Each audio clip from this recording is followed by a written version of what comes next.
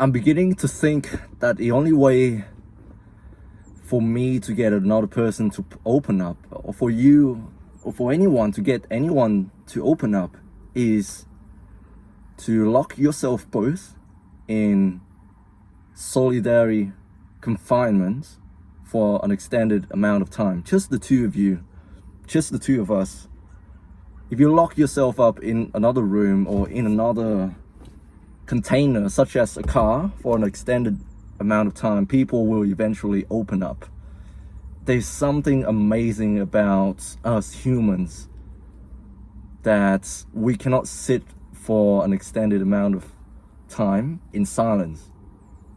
You know, no matter who you are, no matter the relationship between you two are, whether you're friends, your family, you're total strangers, you know, that's why you make friends, you know, single served friends when you're on a flight together, because you know you're in close proximity to the other person. There's no way for you to escape the other person until the flight is over, so you're forced to be in the same environment, the same place, same time, for an extended period of time. And one of you is gonna crack. I'm not kidding. One of you is gonna crack. Anyways, I want to segue that into what happened 2 days ago when we decided to drive this campsite. So, you know, my sister and her company decided to have like a hangouts, I don't know, team building events, you know, big corporations. No matter what organization you work with, the HR team and the on the managerial side of things, sometimes people will try to organize these events for staff to get together and build teamwork and resilience. You know, I'm throwing all of these buzzwords at you, but that's true. If you work in a professional environment, if you work in a big corporation, in which people try to climb the corporate ladder, you know, you got to have these things in place. And sorry for sounding pessimistic. I know I shouldn't be pessimistic. Maybe it's not that complicated. It's just, you know, we humans like to have fun. Maybe that's just what it is. We like to have fun. We like to get together, know each other, know our co-workers. That's important. Boost the sense of camaraderie, teamwork. It's not about grinding, hustling, see who can be promoted first, who can reach the top of the food chain first. And so we got to do these things in order to, you know, see who your enemies are. No, it's probably not that complicated. It's just, maybe we're just goofballs. We like to have fun. We like to catch up with each other, socialize.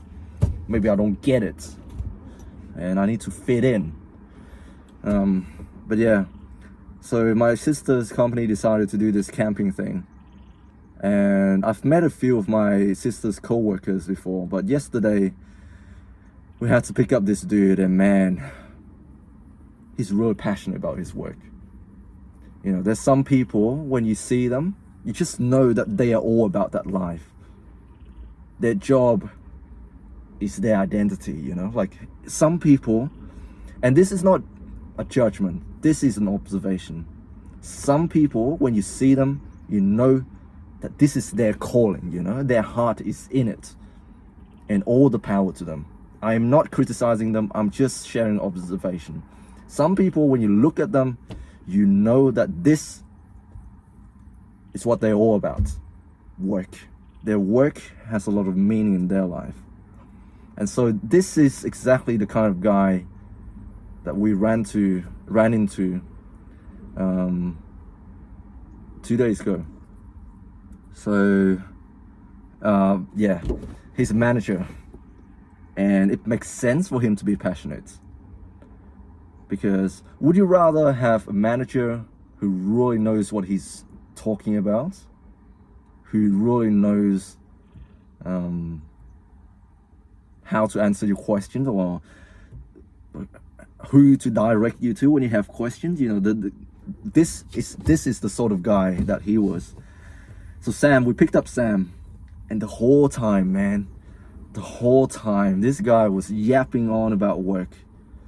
I know this is a work event thing, but you know, like I know the intention of the events was for staffs to get together and do some other things other than work. Maybe talk about work a little bit, debrief, that sort of thing. I know in nursing we do debriefing sometimes when we have the chance. Given the chaotic environments, the work environments that we find ourselves in, sometimes you just got to lock yourself in the staff room and let it all out. But these guys, maybe it's just grind the whole time. There's no time to sit down and chit chat. I really don't know the nature of my sister's work, but I know the intention for these events. It's just to get out, you know, get away from the work environment, do something else. Maybe even get your mind off work for a little bit. Focus on the humanity aspects of the people around you. You know, it's not about work. It's not about competition. See who can make the clients feel the most satisfied. I know this sounds gay as frick, but you know, see who can be promoted first. See who can please HR the best. See who can appeal the most to the manager. You know, like I know these events are meant for you to get away from the work environment, but man, the whole time that we were driving, Sam was just yapping on about portfolios, files, investments. No, not investments, but you know, I'm throwing these financial buzzwords out there. I don't know anything about finance. I do have a small hunch that we need money, but other than that, I don't really know much about money. And I'm not interested.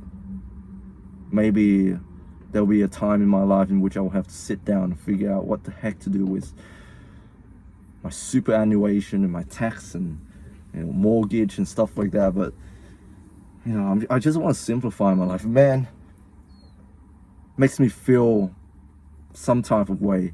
The whole time Sam was just yapping on about work to my sister, and he was sitting right behind there. My sister was sitting there, and he was projecting over the seats, and Aaron was just sitting there in the back. He was like, I'm so done with this. I could see it on his face. Yeah, Aaron was not in it. He was not in it at all. He was out of it. The whole time that we were at camp, he was so out of it. I did enjoy the camp. Not so much the talking bit about work, because I can't really understand what the heck they're talking about. But other than that, when we talk about something else, then yeah, sure, I can join in. But man, Sam, dude. Sam, he's quite a character. So I said before in my last video, I said I forgot to bring my sleeping medications. And I probably need to see my psychiatrist again, but I've become dependent on the drugs, man. I can't sleep at all. If I don't take the drugs, I can't sleep. I need to figure out a way to fix myself. I probably shouldn't be too publicly open about my drug use, but yeah, sometimes I don't take my meds for all the mental health problems that I don't see an issue. But if I don't take my sleeping meds, then everything else is out of whack. Because sleep is the most important drug in my life.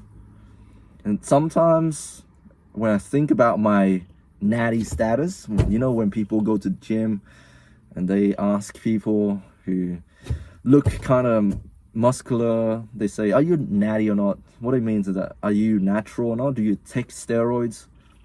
Now I would put myself in the same categories as those bodybuilders who take steroids. I'm not natural. I'm totally not natural at all. I need substances for my performance. I do take performance enhancing drugs, and those are the drugs that help me sleep. Because if I don't take them, I notice a dramatic decline in my mood. And towards the end of yesterday, I was feeling a little bit off. But yeah, I drove home.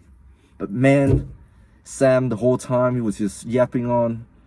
And when I did the Wim Hof thing in order to fall asleep with Aaron, half an hour later, by the way, they were starting a campfire, you know.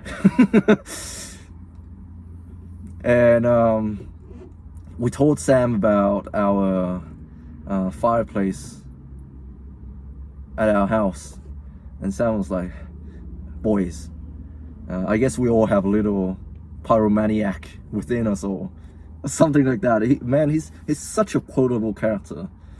There's so many memeable moments. So yeah, I was about to fall asleep after the Wim Hof thing, and then Sam bursted in, full of enthusiasm. It's like, you should have seen the fire. It's so freaking big. Yeah, man, this guy. The other thing as well, when we did the barbecue thing, and I was walking away, I was going into the common area in the campsites in order to get some cups so I can drink my milk while everybody is drinking alcohol. Sam was like, by the way, can you get me a Woody? And I was like, the what now? He was referring to the Woodstock bourbon. On the way to the camp, we bought some alcohol. Sam bought some alcohol.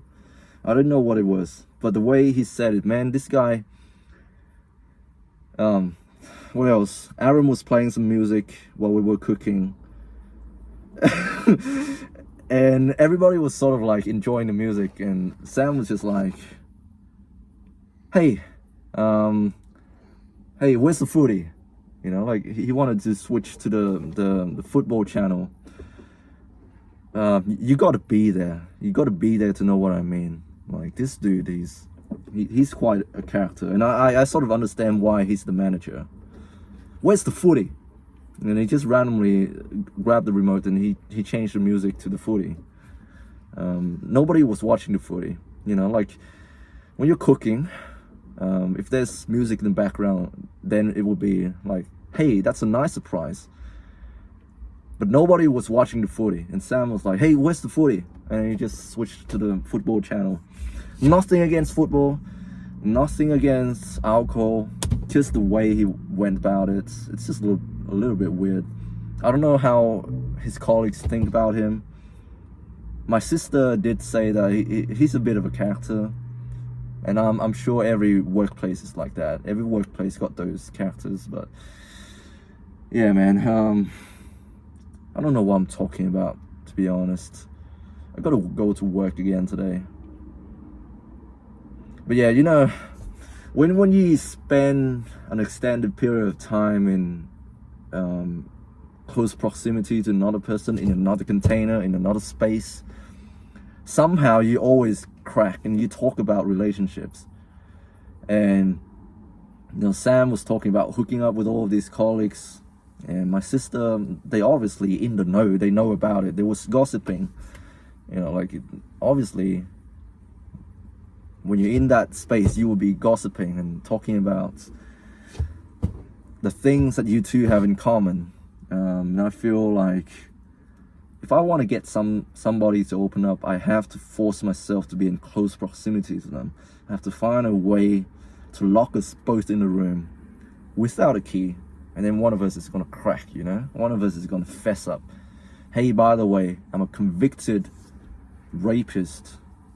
You know, like when you lock yourself up in another in a room with another person, they will fess up. They will, all of these darkest, deepest secrets will come out of them, and you will get to know them on a deeper, more intimate level. And I got to know Sam on an intimate level. I got to know my sister on an intimate level, because they started talking about workplace dynamics, who they like, who they dislike.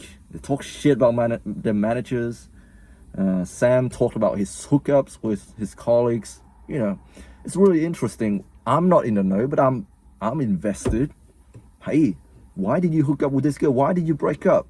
By the way, you said she moved to the mainland. Yeah, I'm interested now. What is she doing? What is your ex-girlfriend doing? Your ex-girlfriend is also a nurse. What is she doing now? You know, like you get invested for some reason. Anyways, this video is shocking. There's no moral to the story. I don't know, why do people even like watching these videos? Anyways, I gotta go home now and grind. Hope you guys are doing well. Stay strong, God bless, and yeah, I'll speak to you soon.